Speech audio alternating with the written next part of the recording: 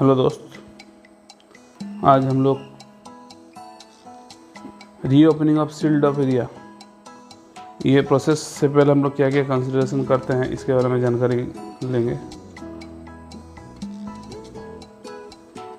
Video start करने से पहले आप लोगों से अनुरोध है कि माइंडट्यूब फॉर यू चैनल को आप लोग सब्सक्राइब कीजिए, इस वीडियो को लाइक कीजिए और बेल आइकन को हिट कीजिए ताकि आने वाला वीडियो आपके पास सबसे पहले पहुंचे। तो हम लोग पहले तो समझते हैं reopening of sealed off area क्यों करते हैं। पहले तो सील्ड क्यों करते हैं, तो हम लोग को as per regulation panel system of working में हम लोग का काम होता है। हर पैनल में क्या रहता है, 2 इंटेक और 1 रिटर्न। ये 2 इंटेक 2 रिटर्न का क्या बना कर रखते हैं, प्रिपरेटरी स्टॉपिंग। और इसको कंप्लीट स्टॉपिंग बनाने के लिए सैंड, ब्रिक्स, टीसी जो है नज़दीक में नियर बाय प्लेस में स्टोर करके रखते हैं।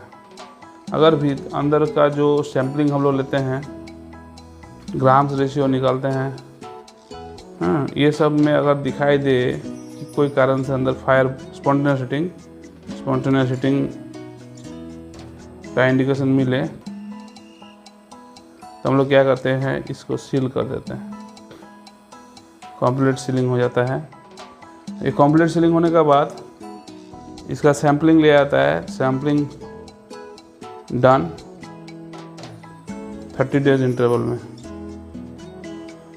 एंड अदर पैरामीटर्स जैसे टेम्परेचर, क्रैक वगैरह, ये सारा चीज़ जो है इंस्पेक्शन होता है स्टॉपिंग का, IS का, एवरी 7 डेज रिडीलेबल बाय कॉम्पिटेंट पर्सन। ये सब होने के बाद अगर ये जो 30 दिन का जो सैम्पलिंग होगा, हर 30 दिन में जो सैम्पलिंग होता है उसमें कुछ पॉजिटिव दिखाई दे, कि क्या पॉजिटिव दिखाई देगा वो इस ग्राफ से समझ में आएगा। देखिए, अगर ऑक्सीजन का लेवल जब हम लोग सील किए थे तो ऑक्सीजन लेवल नॉर्मल था।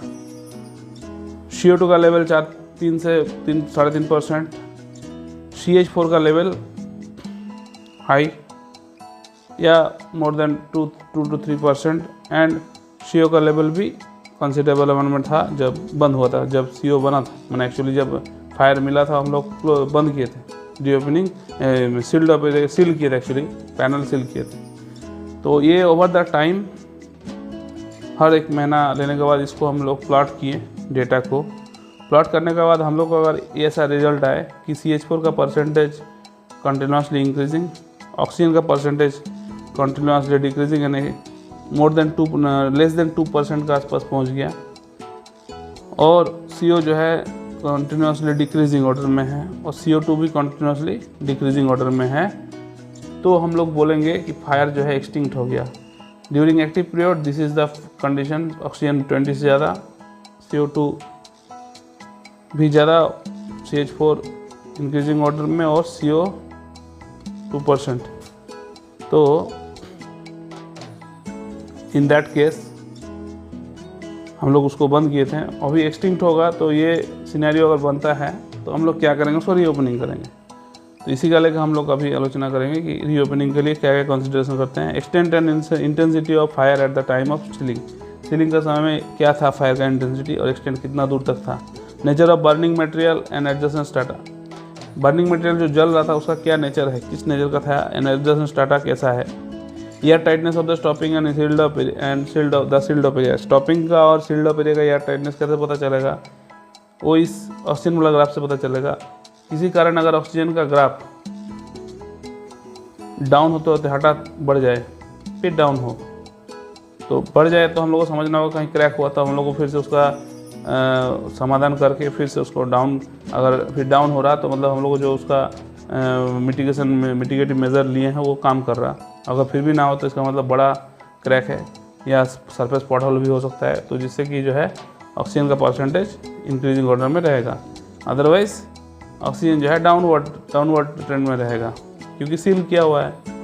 और composition of the atmosphere in the shield of area, ये हम लोग को एयर सैंपल एनालिसिस से मिलेगा जो हर महीना होता है। ओरिजिनल कॉज ऑफ फायर, ये भी जानना है। If the fire due to spontaneous rekindling of the fire may take place, so contingency plan should be done up to meet the situation। अगर मान लो फिर से फायर हो जाए तो उसको क्या करेंगे, उसके लिए क्या कॉन्टीजेंसी मेजर लेंगे, उसका भी प्लान कॉन्टीजेंसी प्लान जो है रेडी रखना है। Inert gas injection, the time of reopening A small area can be considerably reduced and the area may be safely extended by injection of inert gas into it। Inert gas को हम लोग injection करके area का जो temperature है cool down करके भी हम लोग क्या कर सकते हैं, रीओपनिंग कर सकते हैं। प्रिपरेटरी मेजर्स क्या है रीओपनिंग का? सबसे पहला इम्पोर्टेंट चीज़ है हम लोग को assembling rescue and recovery crew को जो है असेंबल करना है। Withdrawal of all main from the mine other than those required in the connection with the reopening operation. Reopening के लिए जो चाहिए उसको छोड़ के बाकी सबको उठा देना है, सब मैन वर्कर को उठा देना, सब मैन को उठा देना है। Stationing a man at the main fan to see that fan continues to run. Mine fan जो ऑपरेटर है उसको वहाँ रखना है ताकि कंटिन्यू फैन चलते रहे। Cutting off electric power from the part of the mine which fire is sealed off as well as in return airway में utilised for carrying the fire gas. जो रिटर्न एयरवे है उधर भी electricity cut करना होगा ताकि fire gas को उधर से निकाला जा सके।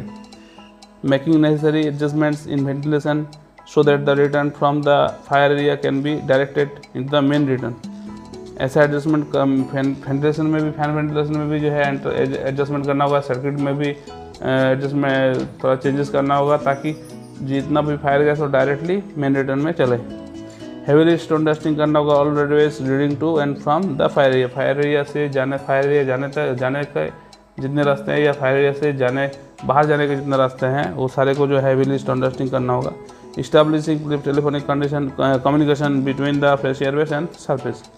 ये रेस्क्यू टीम को हम लोग जब भी बुलाते हैं माइंस में तो उसका एक फ्रेश एयरवेज बनता है। तो फ्रेश एयरवेज ऐसा जगह रहेगा जो कि इरेस्पिरेबल जोन, इस केस में रीओपनिंग जहाँ होना है उससे एकदम नज़दीक में रहेगा और उस फ्रेश एयरवेज का जो है टेलीफोनिक कम्युनिकेशन जो है सरफेस तक होगा।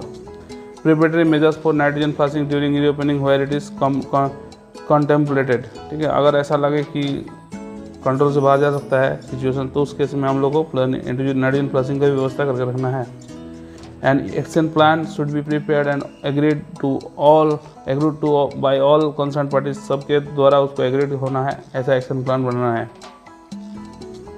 जो मेथड ऑफ रीओपनिंग है शील्ड ऑफ एरिया का, इसमें से कोई एक मेथड या दोनों का कॉम्बिनेशन भी हम लोग ले सकते हैं। पहला है reopening by reventilation, reopening by air locking in stages या स्टेज मेथड, या कॉम्बिनेशन ऑफ 1 and 2। किस चीज़ पर चॉइस डिपेंड करेगा? Type and extent of fire कैसा टाइप और एक्सटेंट क्या है फायर का। Size of area sealed off, कितना बड़ा एरिया है सीलिंग का। Time allowed for cooling off, कितना टाइम देना है कूल करने के लिए। Volume of fire damp enclose, कितना वॉल्यूम है फायर डैम का, उसका ऊपर डिपेंड करके हम लोग को मेथड चूज़ करना है।